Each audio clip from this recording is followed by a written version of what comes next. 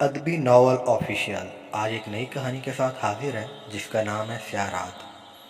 اگر آپ نے ابھی تک ہمارا چینل سبسکرائب نہیں کیا تو چینل سبسکرائب کر لیں اور دوستوں کو بھی شیئر کریں تاکہ ہماری دلچسپ کہانیاں، ناول اور معلومات سے بھرپور ویڈیو آپ تک پہنچ سکیں۔ کہانی شروع کرتے ہیں۔ ویسے تو میری ہر رات کا ہر ایک منظر رنجشوں سے بوجھل ہوتا ہے۔ ہر رات مجھے یوں لگتا ہے جیسے چاند بھی ادھورا اور میں بھی نامکمل ہوں۔ ایک ایسی رات جس میں رات کا خصوم اپنے عروج پر تھا، شب کے جاگے ہوئے تاروں کو بھی نیند آنے لگی تھی، مگر نیند میری آنکھوں سے کوسوں دور تھی۔ شاید یہ کسی کا انتظار تھا یا میرا انتقام۔ ایک عجیب سی بے چینی مجھے اپنے حصار میں لیے ہوئے تھی، جیسے کوئی سیاہ دن یا کوئی انہونی میرے استقبال میں ہو۔ خیر ایسا پہلی بار نہیں ہوا تھا، میں اکثر راتوں میں جاگنے کی عادی تھی۔ راتوں کے ان پہر میں موبائل میری تنہائیوں کا واحد ساتھی تھا جو مجھے اس دنیا سے غافل کر دیتا تھا اور اپنی دنیا میں مشغول کر لیتا تھا، کیونکہ اس میں میری زندگی تھی جس سے بات کرتے لب خاموش ہوتے اور دلوں کی زبان سنی جاتی۔ پر آج کچھ الگ یوں بھی تھا، میرا موبائل خاموش تھا لیکن لب چلانا چاہتے تھے۔ میں نے لبوں کو زور سے بھینگتے ہوئے بند آنکھوں کو کھولا، نظر اٹھی تو آسمان سیاہ بادل میں چھپ رہا تھا۔ خنک ہوائیں اپنے راستے پہ گامزن تھی، چاند نہ جانے کہاں چھپا بیٹھا تھا۔ منظر یوں تھا کہ تاریک رات کی دہشت اور کسی انہونی کی دستک دل دہلانے کے لیے کافی تھی۔ اچانک فضا میں بجلیاں کوندی اور سرد موسم کی شدت میں مزید اضافہ ہو گیا اور میرا جسم نہ جانے آنے والی سردی سے کانپا یا خوف سے، لیکن دل جیسے بند ہونے کو تھا اور میری آنکھوں کے سامنے سایہ لہرا گیا۔ آج سے 4 سال پہلے میں نے شکست نہ کھانے کا خواب دیکھا تھا، پھر فاتح کہلانے کے ساتھ ساتھ ضدی پن کا ایک نشہ سا ہو چکا تھا۔ پھر جس دن مجھے ہارنے کا خوف ہوتا، میں کئی راتوں کو سو نہ پاتی۔ اگر سوتی بھی تو شکست کا خوف میرے ساتھ سوتا جاگتا۔ پھر وہ انہونی ہو گئی جب میری آنکھوں نے یکے بعد دیگرے پھوپھوں کے گھر سے 2 جنازے نکلتے دیکھے۔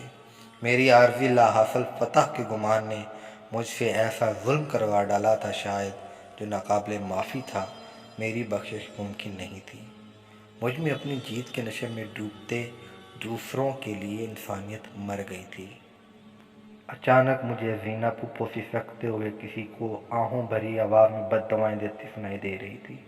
ابھی چند گھنٹے پہلے تو میں نے ذیشان کو اس کو روم میں دیکھا تھا۔ یہ کیا ہوا اور اس کے ساتھ فاخرہ؟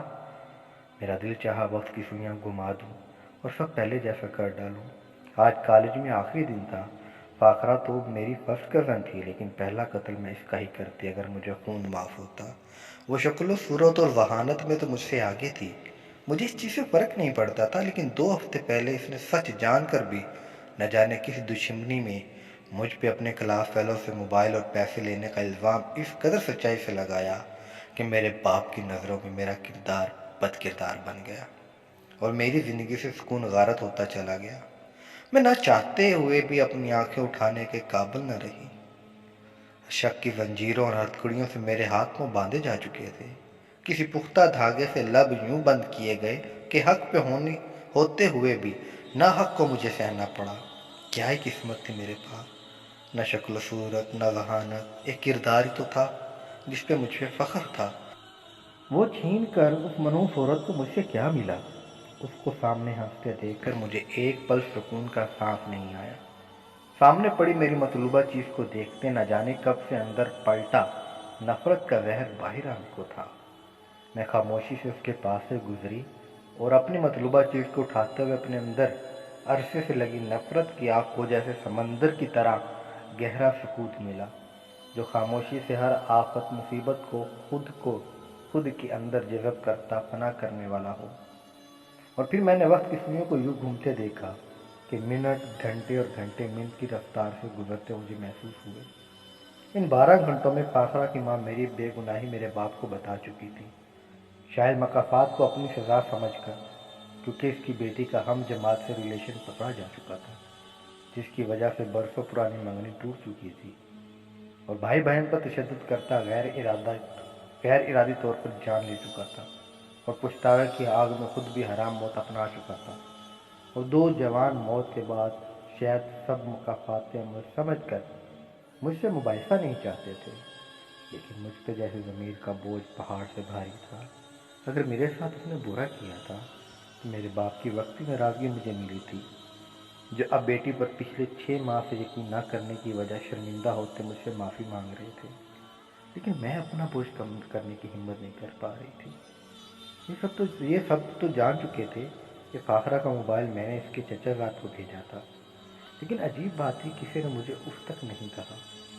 شاید اس بار کردار پر الزام نہیں گہرا وار ہوا تھا، جو حقیقت بھی تھا۔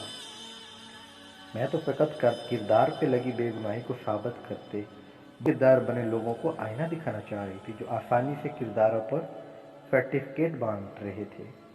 شاید ہم دوسروں کے کرداروں پر نظر رکھتے ہوئے اپنے کردار کا آئینہ دیکھنا بھول جاتے ہیں۔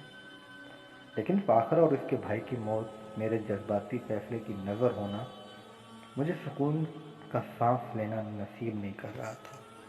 میرے دماغ میں مسلسل اللہ کے احکامات رواں تھے کہ کاش میں معاف کرنے والوں میں سے ہوتی۔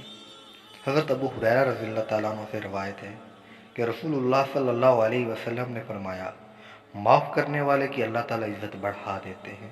ایک اور جگہ حضرت عبداللہ بن عمر بن عاص رضی اللہ تعالیٰ عنہ سے روایت ہے کہ نبی کریم نے منبر پر تشریف فرما ہو کر فرمایا، تم مخلوق پر رحم کرو، اللہ تم پر رحم فرمائے گا، اور تم لوگوں کو معاف کرو، اللہ تمہیں معاف کرے گا۔ کل میرے ظرف کا بڑا امتحان تھا جس میں میں بری طرح فیل ہو چکی تھی۔ اگر اس عورت نے مجھ پر الزام لگایا تھا تو اللہ تعالیٰ رب العزت نے میرے نہ جانے کتنے عیبوں پر پردہ رکھ دیا تھا، لیکن ضمیر کا بوجھ مجھے دھنسا رہا تھا۔ آپ معاف کرنا سیکھیں، یاد رکھیں، کیا پتہ آج دنیا نہیں تو کل قیامت کے دن اللہ بڑا اجر دے کر آپ کے عیبوں پر پردہ ڈال کر معاف فرما دیں۔ وہاں پردے کھلے تو پھر وہاں کی رسوائی برداشت نہ کر سکو گے۔ معاف کرنا سیکھو، عیبوں پر پردہ ڈالنا سیکھو، رحم کرنا سیکھو تاکہ تم پر بھی رحم کیا جائے۔ آپ کا ایک اچھا فیصلہ کسی کی زندگی بنا بھی سکتا ہے اور بگاڑ بھی سکتا ہے، کیونکہ زندگی ہر کسی کو ندامت کا موقع نہیں دیتی۔ یہ تھی آج کی کہانی، جس میں ایک لڑکی پہ جو عام شکل و صورت کی تھی اس پہ الزام لگا۔ اس نے اس الزام کے بدلے اس کا جو ریئل چکر چل رہا تھا، ریلیشن شپ تھا، اس کو سب کے سامنے لے آئی، اور اس کی وجہ سے بھائی نے بہن پہ تشدد کیا تو بہن مر گئی اس تشدد میں۔ بھائی کو پچھتاوا ہوا تو اس نے خودکشی کر لی۔ ایک ہی گھر سے 2 جنازے نکلے صرف اس بدلے کے چکر میں۔ ابھی تک آپ نے ہمارا چینل سبسکرائب نہیں کیا تو کر لیں، بہت بہت شکریہ۔ اللہ حافظ۔